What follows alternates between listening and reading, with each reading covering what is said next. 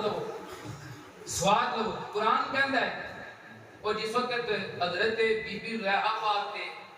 دوجیاں بیبیاں اعتراض کیتا نا وے تو ایک خادم تے ایک غلام تے گھر پالے زار خرید غلام تے عاشق ہو گئی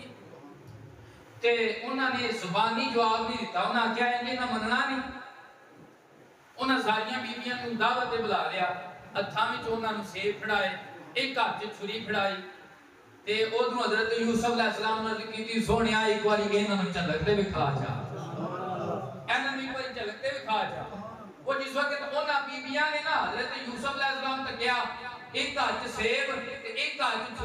چھری پیا چلانیاں یا انہاں نوں اے نہ پتہ لگا اسی سیب پیاں وڑنیاں یا انگلیاں پیاں وڑنیاں تے نہ کوئی درد ہوئی نہ کوئی پتہ لگا سامنے یوسف دا جلوہ آیا یا جنہاں دے سامنے یوسف دا جلوہ ہوئے انہاں دیاں انگلیاں بھی لے جان پتہ نہیں لگدا تے جنہاں دے سامنے مدینے والے دا جلوہ ہوئے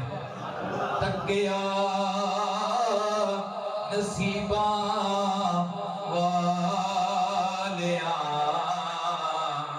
جلوہ حضور دا